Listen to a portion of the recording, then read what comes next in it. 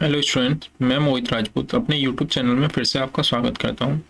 अभी हम परसेंटेज पढ़ रहे हैं और परसेंटेज में आपको मैं इंक्रीज और डिक्रीज के क्वेश्चंस करवा रहा हूं। ठीक है, तो मैं आपको इससे पहले परसेंटेज पे 2 वीडियो बना के आ चुका हूं। तो प्लीज़ कोई इस चैनल पर, इस यूट्यूब चैनल पर कोई न्यू स्टूडेंट है तो प्लीज़ इससे पहले वो परसेंटेज की वीडियो देख के आए, जिससे उसको अच्छे से समझ में आएगा। ठीक है, आइए हम आगे चलते हैं। ठीक है, क्वेश्चंस पे चलते हैं, नेक्स्ट पे।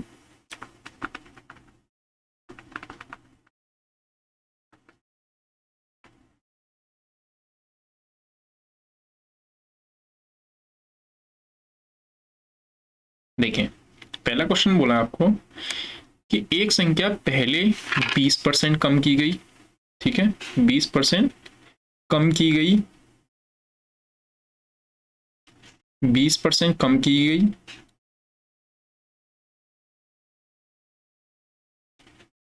फिर उसी कम हुई संख्या में 20% की वृद्धि की गई। परिणामी संख्या मूल संख्या से 20 कम हो जाती है। ठीक है, परिणामी संख्या 20 मूल संख्या से 20 कम हो जाती है, तो मूल संख्या क्या है? ठीक है, इतना क्वेश्चन है। तो आप एक मुझे बात बताइए कि अगर मैं यहाँ से 20% का फ्रैक्शन निकालूं तो 20% का फ्रैक्शन कैसे निकालते हैं? पहले तो 20 लिखेंगे, यहाँ से अगर परसेंटेज हटेगा तो अपॉन में कितना आएगा बेटा? 100। 20 से काटूंगा, 20 से कम 20 और 20 पर 100, तो मैं इसकी फ्रैक्शन वैल्यू बोल दूंगा 1/5। ठीक है, 1/5 होगी। तो मैं मान के चलता हूं कि वो संख्या अभी मेरी 5 थी और उसमें से अगर मेरी कम करने की बात कही है तो इसमें से 1 घटा दो। ठीक है, अगर उसने मुझे बढ़ाने की बात कही होती तो 5 में फिर मैं 1 जोड़ देता। ये इसका मतलब ये है कि जो नीचे दे रखा है और जो चीज बोली गई है कम या ज्यादा की बोली जाती है, उसी को हम ऊपर वाली संख्या को घटा या बढ़ा देते हैं। तो मैं कह सकता हूं कि यहाँ पे 5 थी, 1 इसमें से घटा दिया तो कितना होगा? 4 बचा होगा। ठीक है, इतनी सी बात समझ में आ रही है आपको? अब उसने बोला फिर उसी कम हुई संख्या में 20% की वृद्धि की गई। तो मैं अभी बता के आया हूं कि 20% की फ्रैक्शन वैल्यू बेटा 1/5 होती है। कितनी होती है? 1/5 होती है। अगर मैं मान के चलूं कि मेरे पास 5 अभी 5 है और वृद्धि करने की कोशिश की गई है, तो 5 में ये 1 जोड़ दूंगा तो मैं कह दूंगा कि 5 से 6 हो गई होगी। कितनी होगी? 5 से 6। अगर मैं इधर इंटू करूंगा तो 5 25 और इधर इंटू करूंगा तो 6 चौक 24। मैं ये कह सकता हूं कि पहले वो संख्या 25 थी, अब 24 हो गई। तो कितना घट गया? 1 घट गया। कितने में से? 25 में से। और परसेंटेज के लिए कितना बेटा? 100। तो अगर मैं यहाँ सॉरी, उसने बोला है कि परिणामी संख्या मूल संख्या से 20 कम हो जाती है। कितनी कम हो जाती है? 20। तो यहां से यहां तक तो 1 कम हुई है और यहां से तो मैं कह दूंगा 1 की वैल्यू इसने दे रखी है 20। ठीक है, क्योंकि यहां से 25 थी, 24 हो गई, तो यहां से यहाँ 1 कम हो गई और 1 की वैल्यू सवाल में दे रखी है 20। तो मैं कह दूंगा उसने पूछी है मूल संख्या, तो मूल संख्या मेरी ये है। तो मैं कह दूंगा कि 25 का इंटू 20 से करूंगा तो ये कितनी होगी? 500। कितनी होगी? 500। अगर परिणामी संख्या पूछता तो मैं इसका इंटू कर देता तो ये 480 होता। ठीक है, इतनी सी बात समझ में आई आपको? आइए हम आगे चलते हैं। अब देखिए, इसने बोला है कि यदि ए की आय बी की आय का 40% है और बी की आय सी की आय से 24% अधिक है, तो सी की आय की ए की आय के कितने प्रतिशत अधिक है? ठीक है, अब ऐसे क्वेश्चनों का अगर 2-3% दे रखे हो तो मैंने आपको बताया था पिछली वाली वीडियो में कि हम पहले तो नाम लिखेंगे कौन कौन सा है, ए बी और सी। ये तो पहला मेथड होगा हमारा। अगर मैं यहां से पहले सी को अगर मैं 100 मान लू, सी को मैंने मान लिया 100। ठीक है, और इसने बोला यहाँ पे पहली वाली लाइन को छोड़ दीजिए आप, मैं ये कह रहा हूं इसने बोला कि बी की आय सी की आय से 24% अधिक है। तो अगर मैंने सी की आय 100 मानी है तो मैं कह दूंगा कि इससे ये 124 हो गई होगी, क्योंकि इसमें मैंने 24 जोड़ दिया है। ठीक है, अब इसने बोला कि ए की आय बी की आय का 40% है। तो अगर मैं इस 124 का 40% निकालूंगा तो ये 0 से 0 इसमें भाग दूंगा तो कितना, 124 में 10 से भाग दूंगा तो 12.4 इंटू 4 करूंगा तो कुल टोटल ये हो जाएगी मेरी 416 का 6 हासिल 1 और 12 49.6 हो जाएगी।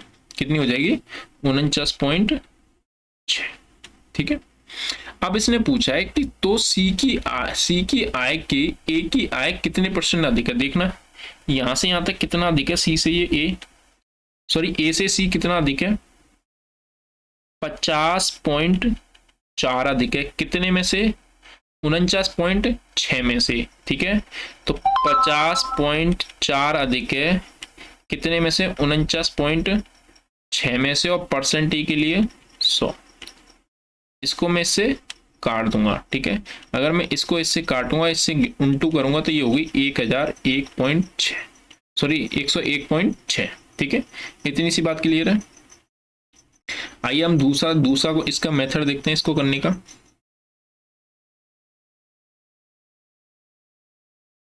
ठीक है, दूसरा मेथड मेरा ये हो सकता है कि मैंने ये बताया था मैं इसको रेशियो बना लूंगा। तो अगर 40% की फ्रैक्शन वैल्यू निकालूंगा तो 2/5 होती है। ठीक है, 2/5 होती है, और 24 की निकालूंगा तो 24/100। 4 से काटूंगा 6 बार और 4 से कट गया ये 25 बार। ठीक है, अब देखिए यहां से अगर मैं ए और बी के रेशियो की बात करूं तो ये मान के चलता हूं कि नीचे वाला बी है, नीचे वाला बी है, और उसमें से दो ए है। तो मैं ये कह दूंगा कि बी अगर मेरा 5 है और ये 2 ए है। ठीक है, इतनी सी बात क्लियर है आपको। अब अगर मैं इसमें जाऊं तो बी और सी दे रखे हैं, तो मैंने ये लिख लिया बी और सी। मैं मान के चलता हूं कि नीचे वाली कितनी होगी, सी, और ऊपर वाली अगर इसने अधिक की बात कही है तो मैं इसमें जोड़ दूंगा इसको। ठीक है, तो ये कितनी होगी, 31। अब देखना 2 बी दे रखी है यहाँ पे। अगर 2 बी दे रखी है तो आपको जनरली पता होगा अगर किसी चीज के 2 मान दे रखे हैं तो उसको सिंगल बनाने की कोशिश करते हैं। तो अगर मैं यहाँ से यहाँ सिंगल बनाऊंगा तो यहाँ लिखूंगा ए रेशियो बी बराबर 2 इंटू 5, और यहाँ से बी रेशियो सी बराबर 31.25। ठीक है, A ratio B ratio C.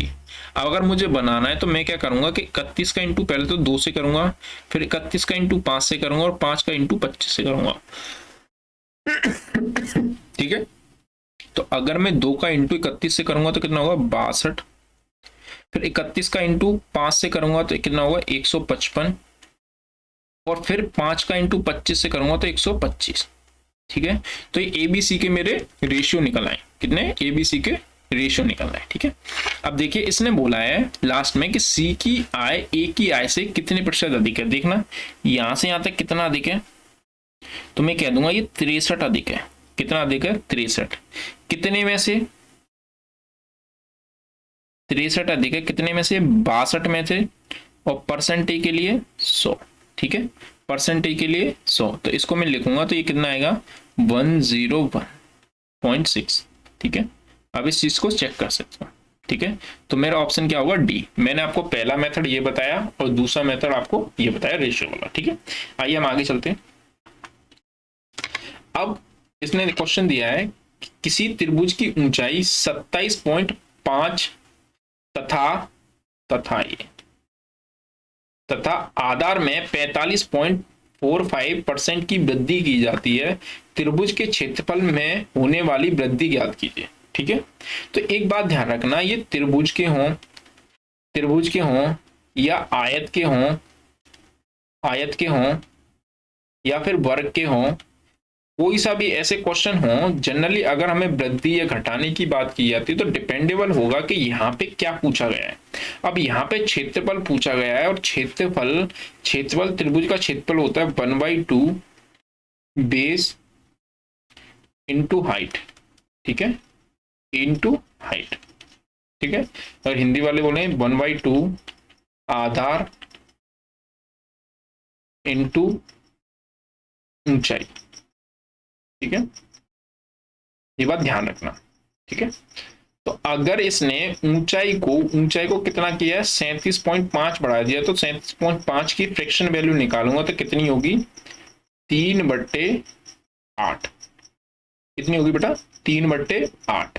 अब देखिए ऊंचाई थी, मैं ये मान के चलता हूं कि मेरे पास अभी 8 थी इसकी ऊंचाई, अगर मुझे आधार वृद्धि करने की कोशिश की गई तो मैं 8 में 3 जोड़ दूंगा, तो मैं कह दूंगा 8 से 11 हो गई होगी।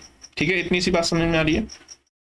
अब यहाँ पे ये देखिए 45, तो 45.45 को यहाँ पे बोलेंगे 5/11। ठीक है, इसकी फ्रैक्शन वैल्यू होती है 45.45 की कितनी फ्रैक्शन वैल्यू होती है, 5/11। और ये मान के चलता हूं कि अभी 11 थी, बढ़ाने की बात कही है तो मैं 5 बढ़ा दूंगा, तो इसका आधार क्या होगा, बेस 11 था और 5 बढ़ गया तो 16 हो जाएगा। ठीक है, इतनी सी बात समझ में आ रही है। मैंने सिंपल क्या किया, इनकी फ्रैक्शन वैल्यू निकाल ली, बढ़ाने की बात कही गई है, मैंने इनको बढ़ा के लिख दिया है, बस इतना सा। अब देखिए यहाँ पे आधार का ऊंचाई का इंटू हो रहा है, तो मैं यहां से ही करूंगा, तो आधार इंटू ऊंचाई का इंटू करूंगा। अब देखो यहाँ पे क्रॉस में, अगर क्रॉस में चीजें कट जाती है पर ऐसे करके नहीं कटती है, मैं 8 से 16 काट दूंगा, तो 8 से 16 2 बार कट गया, और यहाँ 11 से 11 ये एक बार कट गया, तो मैं यहाँ कह दूंगा कि कितना, 1/2 होगा, ये 1/2। अब देखिए इसने पूछा कि त्रिभुज के क्षेत्रफल में होने वाली वृद्धि ज्ञात कीजिए। पहले इसका क्षेत्रफल 1 था, अब हो गया 2, तो यहां से यहां तक देखना कितना बढ़ गया, 1 बढ़ गया, कितने में से, 1 में से, और परसेंटेज के लिए 100, तो मैं कह दूंगा कि 100% बढ़ गया होगा। ठीक है, इतनी सी बात समझ में आई है आपको। मैं आशा करता हूं कि मैं आपको अच्छे से समझा पा रहा हूँ। आइए हम नेक्स्ट क्वेश्चन पे चलते हैं।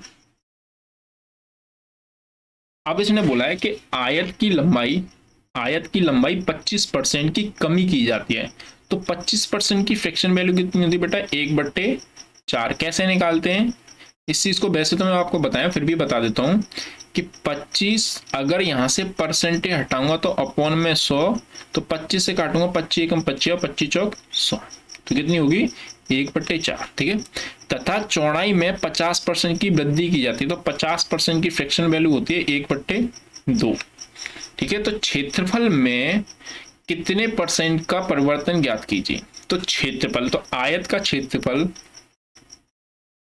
क्षेत्रफल होता है L इंटू बी। क्या होता है, L इंटू बी।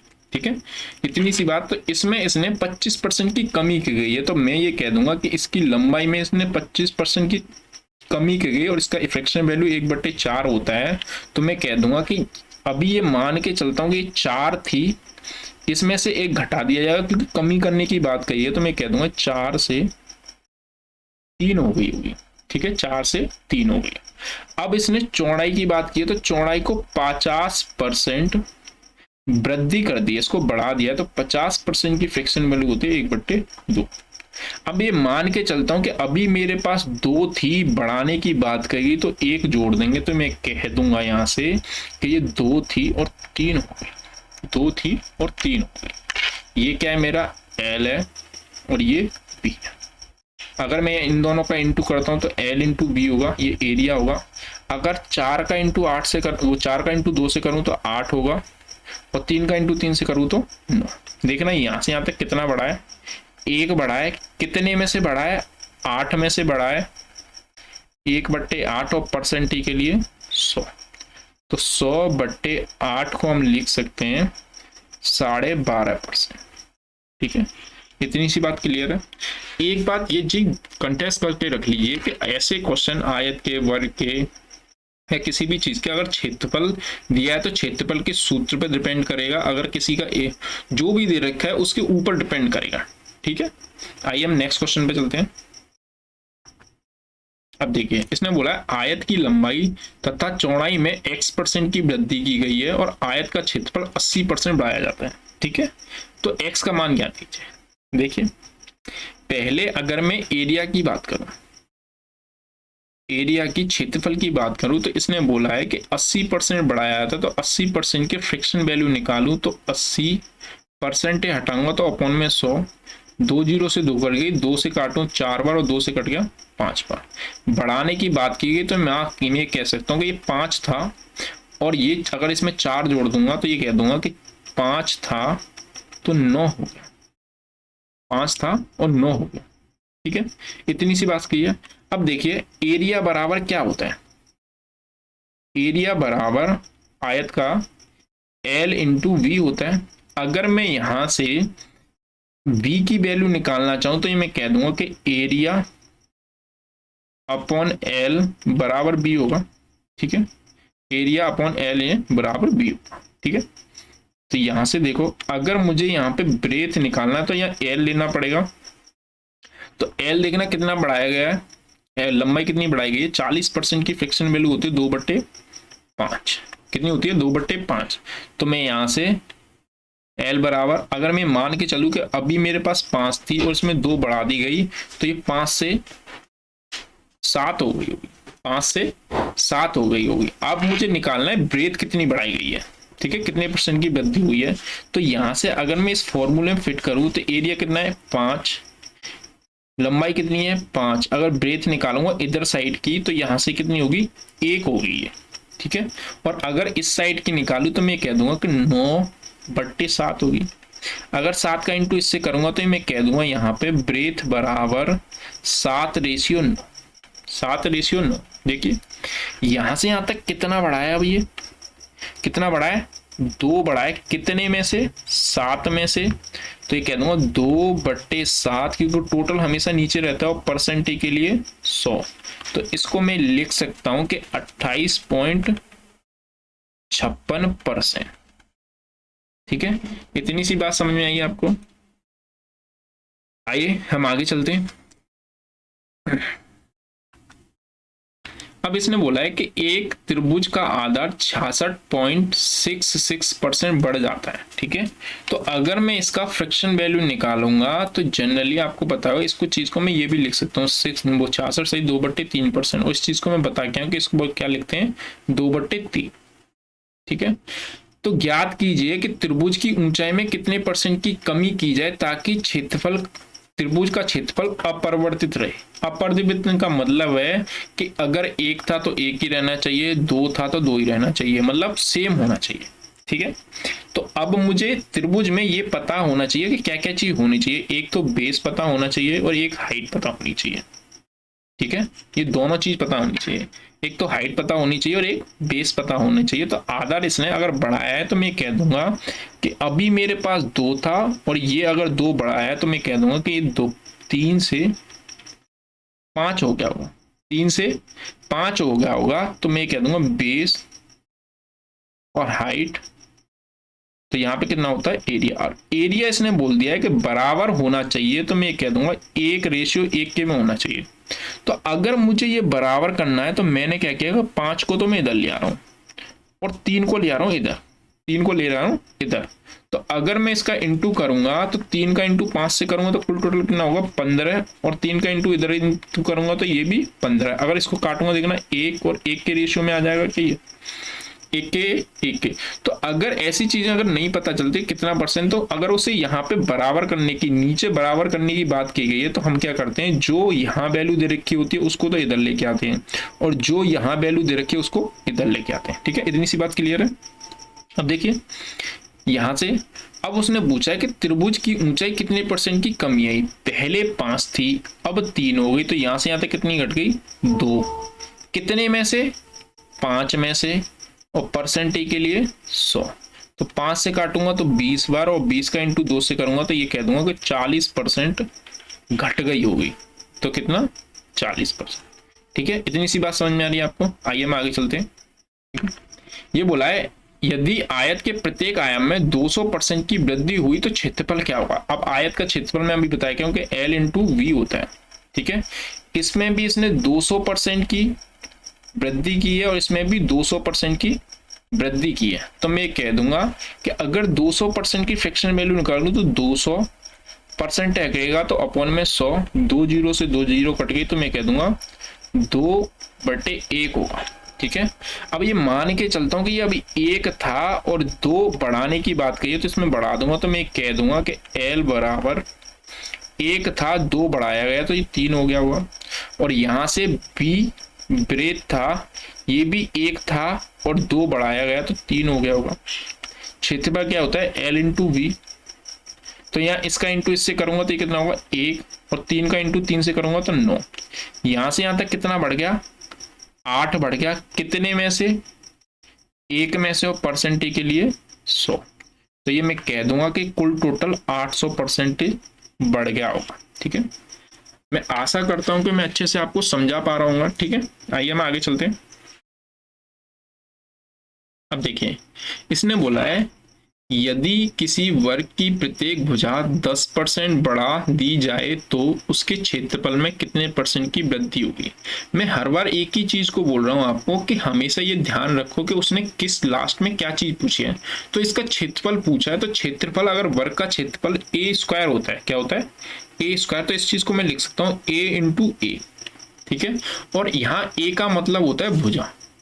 ए का मतलब क्या होता है, भुजा। तो प्रत्येक भुजा को 10% बढ़ा दिया गया, तो इसको भी इसने 10% बढ़ाया और इसको भी इसने 10% बढ़ाया।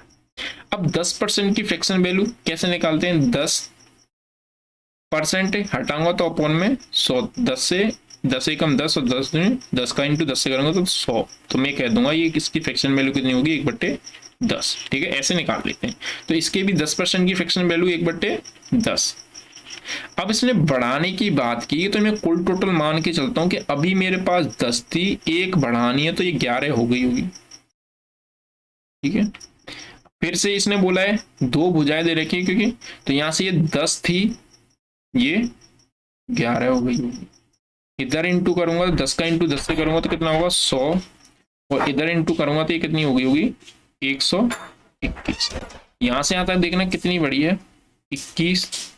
कितने में से, 100 में से, और परसेंटेज के लिए 100। तो यहां से 100 से 100 काट दूंगा तो कितनी 21% बड़ी होगी। ठीक है, मैं आशा करता हूं कि इन सवालों को आप अच्छे से समझ पा रहे हैं। ठीक है, आइए हम आगे चलते हैं। इसने बोला यदि एक गोलक का त्रिज्या में 50% की वृद्धि की जाए तो उसके आयतन में कितने % की वृद्धि की जाएगी।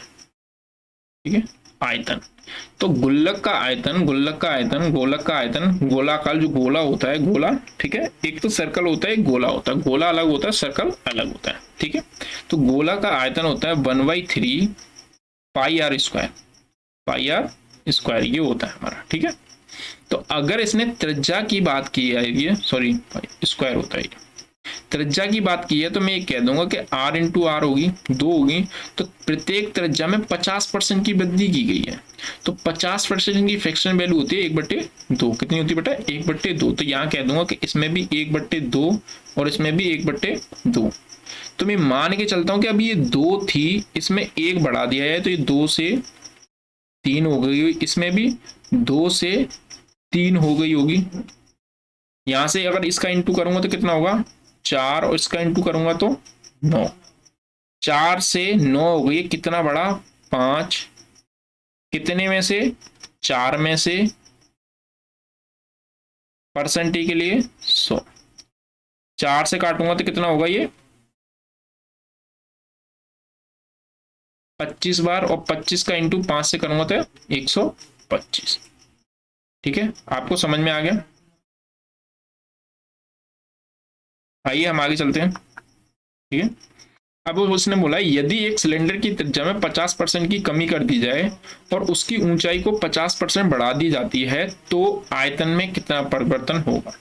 तो सिलेंडर का आयतन पाई आर स्क्वायर इंटू एच होता है। ठीक है, पाई आर स्क्वायर इंटू एच होता है। तो अगर मैं यहाँ से पाई तो छोड़ दूंगा क्योंकि पाई से तो मुझे कोई मतलब नहीं है। यहाँ पे एक तो त्रिज्या दे रखी है, एक ऊंचाई दे रखी है, तो यहाँ से आर इंटू एच होता है। तो यहाँ 50% की फ्रैक्शन वैल्यू कितनी होती है 1/2, और यहाँ पे 50% की फ्रैक्शन वैल्यू 1/2। तो यहां से देखना ये कितना हो गया होगा 2 से यहाँ पे कुल टोटल में मान के चलता हूँ अभी 2 थी, अगर इसमें से मैं घटा दूं तो कितनी कम करने की बात कही गई है, तो मैं घटाऊंगा तो यहाँ से ये 1 बचा होगा।